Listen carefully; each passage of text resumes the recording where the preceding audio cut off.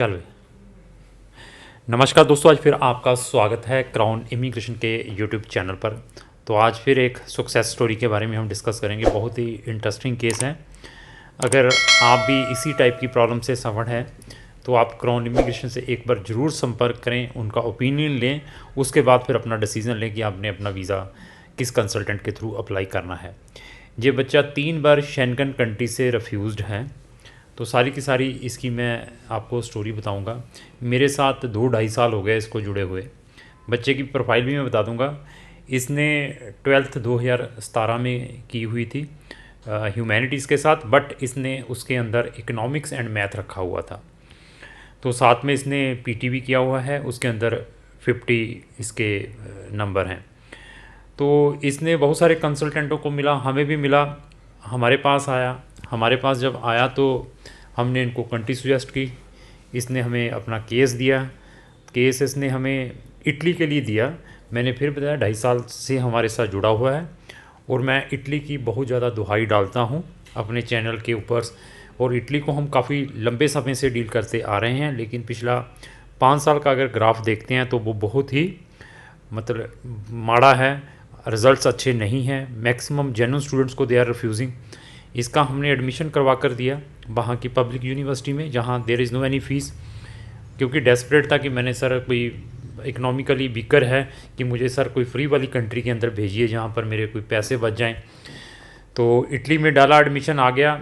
जो एडमिशन के नाम पर लोग 1-1 1.5 लाख रुपया ले लेते हैं सिर्फ एडमिशन के नाम पर, फ्री स्टडी के, और वीज़ा उन्होंने देना नहीं है। तो हमसे भी इसने अप्लाई करवाया। हमने इनसे 10 या 15 हज़ार रुपया भी उस टाइम रजिस्ट्रेशन का ही लिया था 2.5 साल पहले। अभी देख लीजिए 2.5 साल तक सर्विसेज दी हैं। उस 10 या 15 हज़ार, इससे मैं पूछूंगा कितनी अमाउंट ली थी हमारी कंपनी ने वो 2.5 साल पहले। तो अप्लाई किया, स्कॉलरशिप के भी डॉक्यूमेंट अरेंज किए, एडमिशन भी आ गया, वीज़ा भी अप्लाई किया। एक बार रिफ्यूज़ कर दिया इटली ने। बच्चा फिर भी डेस्परेट रहता है कि सर मैं एक बार फिर ट्राई करना चाहता हूँ। दोबारा रीअप्लाई किया, इटली ने दोबारा इसका केस रिफ्यूज़ कर दिया। रिफ्यूज़ होने के बाद डिमोरलाइज हो जाता है बच्चा भी, पेरेंट्स भी। यार हमने कितना टाइम वेस्ट कर दिया। तो हमने तो चलो 10-15 हज़ार रुपया लिया था, उसके ऊपर प्रोसेसिंग के ऊपर भी एम्बेसी फ़ीस डाल के, कोई ट्रैवल इंश्योरेंस, डॉक्यूमेंट ट्रांसलेशन करके, व्हाट्सएप लगा के 30-40 हज़ार रुपया और ठुका था इनका। उसके बाद फिर इसने कहा कि मेरा सर अभी और किसी कंट्री के अंदर डालो। फिर मैंने इसका जर्मन में एडमिशन ऑर्गेनाइज़ करवा कर दिया। इस प्रोफाइल का देख लीजिए, वहाँ की पब्लिक यूनिवर्सिटी के अंदर, वहाँ से भी इसका एडमिशन आ गया। इवन इस बच्चे ने हमसे A1 भी सीखा है यहाँ पर जर्मन का। तो फिर कोविड की सिचुएशन आ गई। कोविड की सिचुएशन के कारण फ़ाइल एम्बेसी तक नहीं पहुँच पाई। फिर बेचारा डिमोरलाइज हो गया। अभी क्या करें। फिर हमसे ये खफा हो गया थोड़ा सा कि नहीं सर मैं बड़े दिनों से आपके साथ लगा हुआ हूँ। तो फिर इसने फ़ाइल ले ली।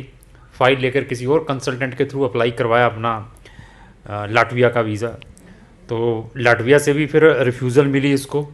अभी ये देख लिए 2 बार इटली का, 1 बार लाटविया रिफ्यूज़। जर्मन में केस पड़ा नहीं। फिर धक्के धुक्के खाकर फिर हमारे पास आया। आने के बाद कहा कि सर अभी फिर मेरा अप्लाई करिए। मैंने फिर बताया, हमने इससे उस टाइम ही 10-15 हज़ार रुपया लिया था। फिर अप्लाई करने के लिए आया तो फिर इसका हमने केस स्टार्ट किया, बट इससे मैंने कोई पैसे नहीं लिए। मैं कहा यार आप पहले बड़े परेशान हो चुके हो, हमारे जैसे कंसल्टेंट ने कोई चार्जेस नहीं लेने थे जब तक आपका कोई काम नहीं होता। हमने अपनी मैक्सिमम फ़ीस उस टाइम लेते हैं जब आपका वीज़ा आ जाता है। तो केस इसने फिर मुझे दिया। फिर इसका हमने केस प्रोसेस किया है शेंगन का। तो अभी बच्चे का शेंगन का ये देखिए, उस कंट्री के अंदर इसका वीज़ा डाला, यहाँ से इसका दोबारा शेंगन का वीज़ा है इस स्टूडेंट का। गुरदासपुर का रहने वाला है।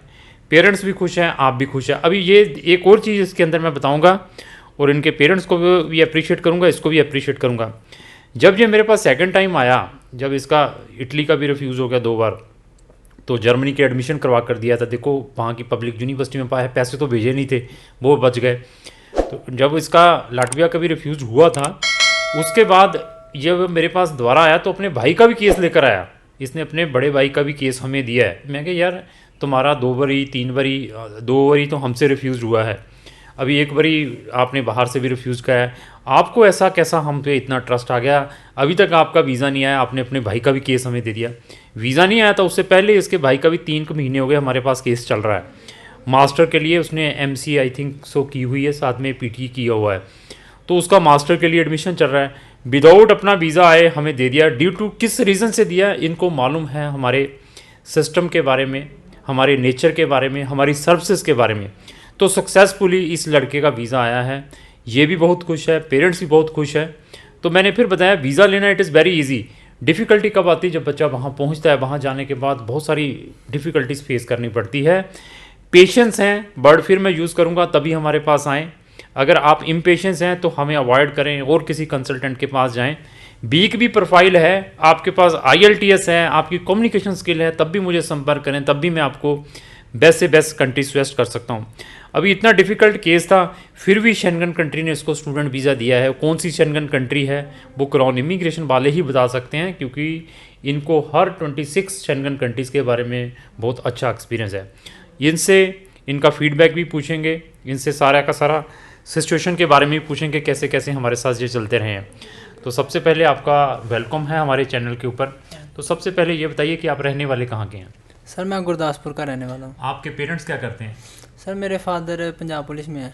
देखिए पुलिस में है पंजाब में, और इन्होंने जहाँ से पहले भी अप्लाई किया था वहाँ का भी इन्होंने देख लिया होगा लटवी वालों ने क्या किया, वहाँ पर धक्के धुक्के खाए, पैसे ख़राब किए उनको, हमारे तब भी हमारे पास आए। तो अभी आपकी जो वीज़ा आया है, थोड़ा वीज़ा दिखाइए इनको। ये शेंगन कंट्री का इनका वीज़ा आया है। तो अभी मैं ये पूछूंगा कि आप की एजुकेशन क्या है? सर मैंने 2017 में +2 कंप्लीट की थी। कितने परसेंटेज हैं? सर 67%। और इसके अलावा कोई आईलेट्स, कोई ड्यूलिंगल, कोई पीटी?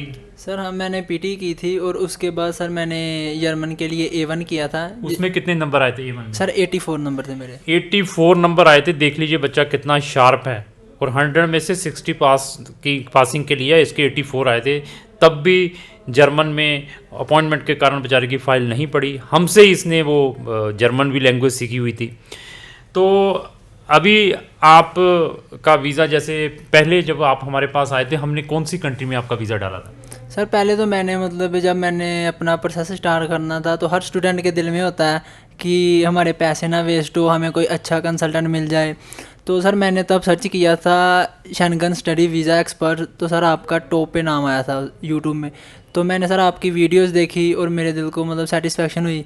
नहीं, टॉप में वैसे ही आ गया। टॉप में आने के बाद क्या आपने हमारी नॉलेज भी चेक की वीडियो वॉच करने के बाद? बिल्कुल सर बिल्कुल, मतलब सर एक दिल को जैसे तसल्ली जी हो जाती है ना वीडियो देखने के बाद, तो सर वही हुआ मेरे साथ भी। और मैंने सर तुरंत मतलब दैट टाइम सर मैं अपने खेत में था, और खेत में सर मैंने वीडियो देखी सर, तभी मैंने फ़ोन किया और मेरी आपसे बात हुई। कितने साल से हमारे साथ जुड़े हुए? सर मैं 2.5 साल से ऊपर ही मतलब आपके साथ। ठीक है, 2.5 साल में कभी हमने आपसे कोई पैसे निकालने की कोशिश की है? 2.5 साल में आपने हमें जो हमारी फीस है कितनी दी थी उस टाइम जब आप रजिस्टर्ड हुए थे? सर मैं जब रजिस्टर हुआ था तो 15,000 मतलब फीस थी, बट सर मैंने 10,000 दी थी। अच्छा, 10,000 के बाद हमने अपनी कोई फीस मांगी हो आपसे? नहीं सर नहीं, आपने सर कोई फीस नहीं। After sir visa, after visa हमारी जो सर्विस चार्जेस है। बिल्कुल सर बिल्कुल। तो अभी आपका वीज़ा जब हम फर्स्ट टाइम आए थे, कौन सी कंट्री में डाला था? सर फर्स्ट टाइम जब मैं आया था तब सर इटली के लिए डाला तो था। इटली में कितनी बारी रिफ्यूज़ हुआ आपका वीज़ा? इटली में सर 2 बारी रिफ्यूज हुआ था। तो देखिए 2 बारी वीज़ा रिफ्यूज़ हुआ है। फिर मैंने बता दिया, पेशेंस हैं, आप एक अच्छे स्टूडेंट हैं, आपके लिए हर कंट्री के डोर ओपन है। इम्पेशेंस होकर गलत कंट्रीज़ में जाने की कोशिश ना करें। जिन बच्चों का कनाडा से केस रिफ्यूज़ हो जाता है, वो कहाँ चले जाते हैं? यूक्रेन में चले जाते हैं। कहते हैं कि हमने रिश्तेदारों को बताया हुआ है, हमने गुआंढियों को बताया हुआ है, वो हमें पूछते रहते कब जाओगे, हमने किसी से लोन लिया हुआ है। वो ना गुआंढियों ने आपको पैसे देने, ना रिश्तेदारों ने देने फ़ौरन जाने के लिए, वो आपके अपनी पॉकेट के, ये आपको इनर साइड से लगता है। ऐसी चीज़ों से बाहर निकलें अगर आपने लाइफ में सक्सेस होना है, क्योंकि मेरे पास ऐसे ऐसे केसेस आए हैं, अच्छे अच्छे बैंड, अच्छा अच्छा स्कोर हैं, उनको कहाँ भेज दिया गया है? कनाडा की रिफ्यूज़ल के बाद या ऑस्ट्रेलिया की रिफ्यूज़ल के बाद उनको किसी को सिंगापुर भेज दिया गया, किसी को साइप्रस भेज दिया गया है, किसी को यूक्रेन भेज दिया गया है। पेशेंस है, 2.5 साल इसने हमारे साथ जुड़ा रहा, इसको अपनी डेस्टिनेशन मिल गई है। विदाउट कर्मा, विदाउट एफर्ट आपको कुछ नहीं मिल पाएगा। फिर यूक्रेन जैसी ही कंट्रियों में जा पाएंगे। आपका केस ऑलरेडी रिफ्यूज्ड है, व्हाट्सएवर है, गुड प्रोफाइल है, एक बार हमारा जरूर हमसे संपर्क करें। तो अभी आपका वीज़ा शेंगन का आ गया, आपकी बात नहीं 2-3 बार रिफ्यूज हुआ ना शेंगन। तो अभी आपका हमने क्या जर्मन में भी एडमिशन करवा कर दिया था? सर हाँ, जर्मन की सर पब्लिक यूनिवर्सिटी में था, टेक्निकल यूनिवर्सिटी में। तो आपने वहाँ पर कोई ट्यूशन फीस भी भेजी थी? नहीं सर, कोई ट्यूशन फीस नहीं सर। Application fees? हाँ सर, 80 यूरो सर भेजे थे सिर्फ। हाँ, तो 80 यूरो भेज के वहाँ का भी एडमिशन हमने करवा कर दिया है। अभी इसका बेचारे का लक ऐसा था, हमारा भी लक ऐसा था कि फाइल अम्बेसी तक नहीं पहुँच पाई कोविड के कारण। अभी निकली है तो अभी इसने बच्चे ने वीज़ा भी लिया। अभी जब आप हमारे पास फेडअप होकर चले गए थे, इटली का नहीं हुआ, जर्मन का नहीं हुआ, फिर आपने अपने लेवल पर किसी कंसल्टेंट के, उसके बाद जब आए, क्या आपने उस आने के बाद हमें अपने ब्रदर या अपने दोस्त या किसी को भी रेफ़र किया हमें? सर हाँ, मेरे सर ब्रदर ने, एल्डर ब्रदर है, उसने सर मास्टर्स की हुई है, ठीक है। MSc IT। तो सर मैंने सर उसको भी रिकमेंड किया, मतलब उसका भी इच्छा थी अब्रॉड जाकर पढ़ने की, तो मैंने सर आपका मतलब रिकमेंड किया उसको। नहीं, रिकमेंड किया या केस हमें दे दिया नहीं हुआ? सर, केस ऑलरेडी सर दे दिया हुआ, उसकी सर एडमिशन भी मतलब कि आज। वो जो आपने हमें केस दिया है वो वीज़ा आने से पहले दे दिया था कि वीज़ा आने के बाद दिया है? नहीं नहीं सर, वो तो 2-3 महीने हो गए, वीज़ा तो सर मतलब इस वीक आया। अच्छा, मतलब आपका वीज़ा आया नहीं, आपने पहले दे दिया केस हमें। जी सर। तो मैं ये पूछूंगा कि आपको सर्विसेज कैसी लगी क्राउन इमिग्रेशन के स्टाफ की जहाँ हमारी? सर बहुत बढ़िया, मतलब टॉप क्लास है सर, जब भी फ़ोन करो तब मतलब कि आप बात कर सकते हो। पर्सनल नंबर भी था मेरा तो स्टाफ के, मतलब संदीप सर का।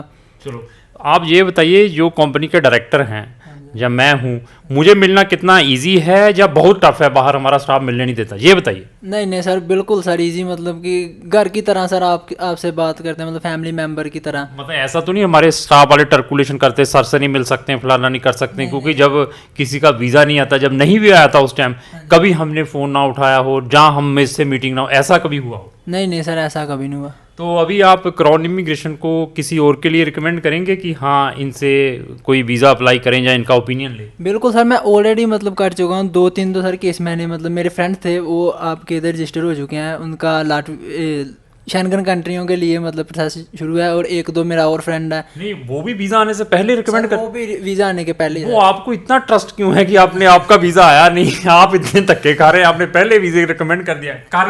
कारण सर, जब मैंने मतलब A1 भी सर यहाँ से किया हुआ है, तो सर मतलब आपके साथ एक अटैचमेंट थी और आपके ऊपर सर ट्रस्ट था कि मतलब एक तो सारा पैसा सर सेफ रहता है कि कोई पैसा मतलब देना नहीं पड़ता एडवांस में, जो भी करना है वो अपने मतलब कि हैंड बाय हैंड करो, और जैसे भी स्टेप बाय स्टेप चलता है आपको मतलब खुद पता आता है कि आपकी प्रोफाइल कहाँ तक हो। रहने वाले कहाँ के हैं? मैं सर गुरदासपुर का। तो अभी इन्होंने अपने सारा केस के बारे में बता दिया, कितनी स्ट्रगल्स की हैं। गिर गिर के ही बंदा सक्सेस होता है, फेल्यूर के बाद ही सक्सेस होती है। जो फेल्यूर के बाद डिमोरलाइज होकर घर बैठ जाता है वो ज़िंदगी में कभी सक्सेस नहीं होता। इतनी ठोकरें खाई फिर भी डिमोरलाइज नहीं हुआ, हमने होने नहीं दिया। मेरे पास होता तो मैं नहीं होने देता, मैं कहता कि मैं I will do the try. क्या हमने आपका जब केस लिया था कोई गारंटी वर्ड, कोई वारंटी वर्ड कहा था कि हम गारंटी से वीज़ा लगा कर देंगे? नहीं नहीं सर, ऐसा कुछ नहीं था। तो क्या आपको लगता है कि एजेंटों की सेटिंग होती है एम्बेसी के अंदर, ये गारंटियों के साथ वीज़ा निकालते हैं? नहीं सर, ऐसा कुछ नहीं होता सर। आप मतलब एजेंट का सर काम होता है आपकी फाइल पे काम करना, और आपको फाइल तैयार करके वो दे देते हैं, फाइल आप खुद लेकर जाते हो। तो आपको लगता है कि क्राउन इमिग्रेशन की एम्बेसी के अंदर सेटिंग थी, उन्होंने वीज़ा लेकर दिया? नहीं सर, ऐसा कुछ नहीं होता। ये देखिए, बच्चे से भी मैंने बतवा दिया, अपनी वीडियोस में भी हर में बताता हूँ, there is no any guarantee, no any warranty. वो वाले तो हमें बिल्कुल संपर्क ना करें, ना पैकेजेस वाले हमें संपर्क करें। जेन्युइन स्टूडेंट है, पेशेंस है, तो आप अपनी डेस्टिनेशन पर पहुँच सकते हैं। तो क्राउन इमिग्रेशन के इस टाइप के जो सक्सेस स्टोरी हैं लगातार हम अपने चैनल के ऊपर डालते रहते हैं। अगर आप इस टाइप की सक्सेस स्टोरी रेगुलर देखना चाहते हैं तो आप इमीडिएटली क्राउन इमिग्रेशन के यूट्यूब चैनल को सबसे साथ में लगे बेल आइकन को पुश कर लें। Thank you.